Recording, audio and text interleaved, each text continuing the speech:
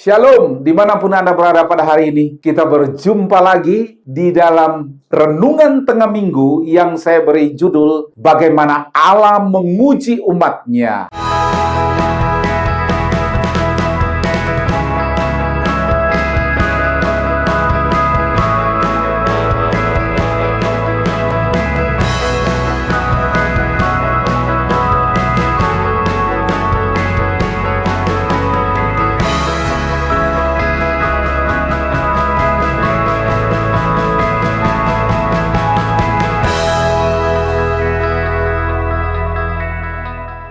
Di dalam kitab Kejadian pasalnya yang ke-22 ayat yang kedua mengatakan, firman-Nya, ambillah anakmu yang tunggal itu, yang engkau kasihi, yaitu Ishak, pergilah ke tanah Moria dan persembahkanlah dia di sana sebagai korban bakaran pada salah satu gunung yang akan kukatakan kepadamu. Menyadari bahwa Allah berkata kepada kita, maka hal itu merupakan sesuatu yang sangat indah, bukan? Banyak kehidupan orang Kristen menjadi kering dan kosong karena tidak pernah merasakan Allah berbicara kepada mereka, serta tidak dapat merasakan hubungan yang manis dengan Allah. Abraham mendengarkan Tuhan berbicara kepadanya, tetapi yang Abraham dengar adalah sesuatu yang tidak menyenangkan, karena Allah meminta Ishak anaknya yang ia kasihi itu untuk dipersembahkan kepada Allah. Inilah yang dinamakan ujian dari Allah. Ada 3 hal mengenai bagaimana Allah menguji umat-Nya. Yang pertama, dengan memberi pilihan. Tuhan tidak pernah memaksa umat-Nya, tetapi Dia memberi pilihan. Hidup ini adalah soal pilihan. Jika Allah memberikan kita dengan sungguh-sungguh, itu berarti kita memilih beribadah kepada Allah dengan sungguh-sungguh. Jika kita hidup di dalam kutuk, itu berarti bukanlah Allah sedang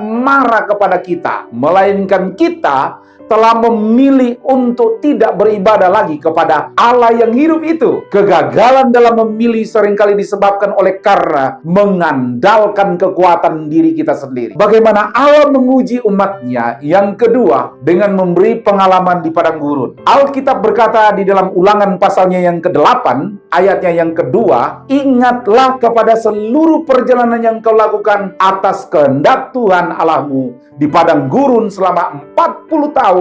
Ini adalah maksud merendahkan hatimu dan mencobai engkau untuk mengetahui apa yang ada dalam hatimu, yakni apakah engkau berpegang pada perintah-Nya atau tidak. Sangatlah mudah untuk menguji Tuhan dikala segala sesuatu baik. Sangatlah mudah bagi kita untuk berbuat baik jika semuanya juga dalam keadaan baik. Tetapi bagaimana jika sebaliknya? Setiap orang percaya pasti akan mengalami pengalaman padang gurun. Padang gurun berbicara tentang masalah, tantangan, dan perjuangan. Yang ketiga, bagaimana Allah menguji umat-Nya dengan meminta atau mengambil sesuatu yang paling berharga, atau yang kita kasih, atau yang kita andalkan di dalam kehidupan kita. Bukankah itu yang dikatakan dalam Kejadian pasalnya yang ke-22 ayat yang kedua tadi? Hidup kekristenan belumlah dapat dikatakan sungguh-sungguh kalau dalam hidupnya Yesus belum lebih mulia dari segalanya. Kita tidak akan merasakan kuasa Allah secara penuh. Kita belum mengandalkan apa yang paling kita sukai. Kita tidak akan merasakan kuasa Allah secara penuh kalau kita belum meninggalkan apa yang paling kita sukai dan apa yang paling kita cintai. Misalnya, dalam hidup kita hari ini menyangkut tentang handphone. Apakah handphone itu akan menjadi berhala dalam hidup kita? Apakah itu uang? Meskipun uang itu penting, tetapi uang bukan nomor 1 di dalam hidup kita. Apakah itu mobil yang lebih penting dalam hidup kita? Sekalipun mobil itu penting, itu pun bukan segala-galanya dalam kehidupan kita. Rumah, emas, suami, istri, anak-anak, semua itu bukan hal yang primer. Tetapi hanya Tuhanlah yang pertama dan yang paling utama di dalam kehidupan saudara dengan saya.